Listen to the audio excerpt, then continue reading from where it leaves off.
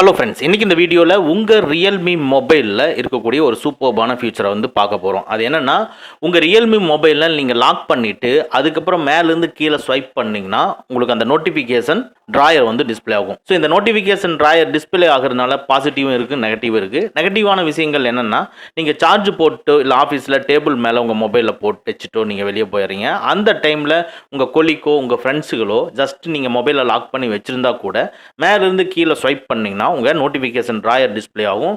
Mobile டேட்டாவை on பண்ணி hotspot on பண்ணி அவங்களுடைய மொபைலுக்கு கனெக்ட் பண்ணி உங்களுடைய டேட்டாவை அவங்க யூஸ் பண்ணுறதுக்கு உண்டான வாய்ப்புகள் இருக்கிறதுனால, ஸோ நீங்கள் லாக் பண்ணிட்டு வச்சதுக்கு அப்புறமா மேலிருந்து கீழே ஸ்வைப் பண்ணிங்கன்னா உங்கள் நோட்டிஃபிகேஷன் ட்ராயர் டிஸ்பிளே ஆகாத மாதிரி நம்ம செட் பண்ணிக்க முடியும்.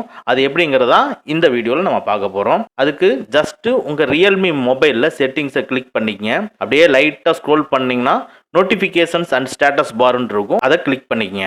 ஸோ இந்த நோட்டிஃபிகேஷன் அண்ட் ஸ்டேட்டஸ் பார்க்குள்ள லாக் ஸ்க்ரீன் இருக்கும், அந்த லாக் ஸ்க்ரீனை கிளிக் பண்ணிக்கங்க. இப்போ பாருங்கள், ஸ்வைப் டவுன் ஃபஸ்ட்டாக டிஸ்பிளே ஆகுது. Swipe down on lock screen to view notification ட்ராயருங்கிறது எனேபிளில் இருக்கும். இந்த எனேபிளில் இருக்குதுன்னா நீங்கள் ஜஸ்ட் லாக் பண்ணிவிட்டு நீங்கள் ஸ்வைப் பண்ணி பாருங்கள், உங்களுக்கு அந்த நோட்டிஃபிகேஷன் ட்ராயர் வந்து டிஸ்பிளே ஆகும். சரி, நம்ம இதை எப்படி டிசேபிள் பண்ணுறதுனா இதுக்குள்ளே போய் டிசேபிள் கொடுத்துருங்க. இப்போ டிசேபிள் கொடுத்துட்டு இப்போ வெளியே வந்துட்டு ஜஸ்ட் உங்கள் மொபைலை லாக் பண்ணிவிட்டு நீங்கள் மேலேருந்து கீழே ஸ்வைப் பண்ணி பாருங்கள், அந்த நோட்டிஃபிகேஷன் ட்ராயர் டிஸ்பிளே ஆகாது. இது ஒரு சூப்பர்பான ஃபியூச்சர். இதை எனேபிள் பண்ணிக்க நிறைய இடங்களில் யூஸ் ஆகும். ஓகே ஃப்ரெண்ட்ஸ், அவ்வளோதான். இந்த வீடியோ உங்களுக்கு பிடிச்சிருந்தனா லைக் பண்ணுங்கள், உங்கள் நண்பர்களுக்கு மறக்காமல் ஷேர் பண்ணுங்கள்.